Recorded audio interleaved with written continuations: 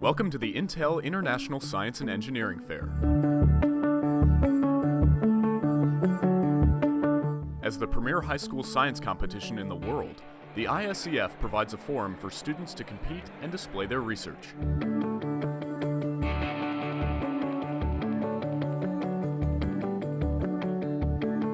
My project is a solar water purification system. Basically, I have a combined evaporator and condenser system which separates the chemicals and bacteria from the water as it transfers from liquid to gas. That was the hypothesis of Catherine Zimmerman, one of 1,500 high school students from over 70 countries chosen as a finalist.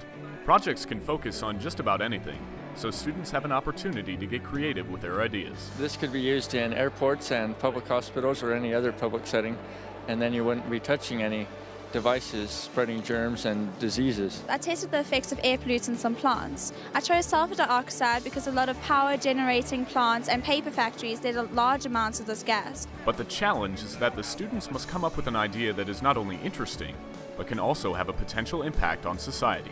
We reviewed the documents and how, as a scientist, you've gone through a very methodical way of trying to present everything that you have. To be sure, there are a lot of impressive projects here at the Intel Science Fair. But more than that, it's a chance for students to interact with peers from all over the world, share ideas, and make plans for the future. It's the most amazing opportunity ever. It was a 16-hour flight, but it's so worth it to just be here. I want to study.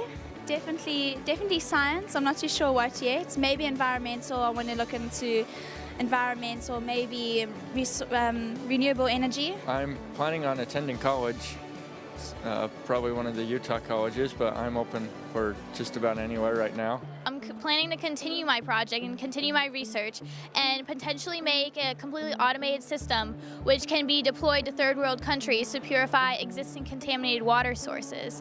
And as for college or after high school, I'm planning on getting an engineering degree. I'm not really sure what field yet, but it'll definitely be in engineering. And so as a judge, we begin to really ask questions that will enable us to really find out how much work is really on your own and how much effort independently has gone into it. So we ask questions where it really enables us to be able to drill down further. For instance, one of the questions will be, tell me how you came up with this idea. Based on the answer that the students give or the project person presents, it gives us the opportunity to really discern from that which area we want to probe more on and how much detail do we want to go to be able to find out how much of their own independent work went into it. Another example will be, we can ask the presenters, for instance, tell me about this particular application or this particular algorithm that you've designed to do this project. What kind of language did you code that in? And also, where did you learn the code? And how did it come about for you? Through those type of series of questions, we're able to really discern how much of effort was on their own and how much work they actually put into it. Along with your document, we review the documents and how, as a scientist, you've gone through a very methodical way of trying to present everything that you have and how detailed documentation you put around that. Then, of course, we're able to then use some of those indicators and their presentation. But most importantly, as judges, we try to make sure that we are encouraging them, because once again, all of these youth came from all over the world, tremendous amount of competition to make it to this national, international stage level.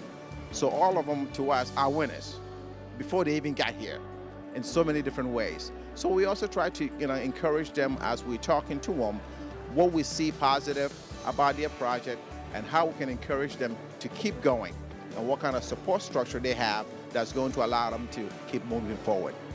And no matter what part of the globe they're from, one thing is for certain. The future for all of these students looks very bright. For No 99, I'm Pierce Bly.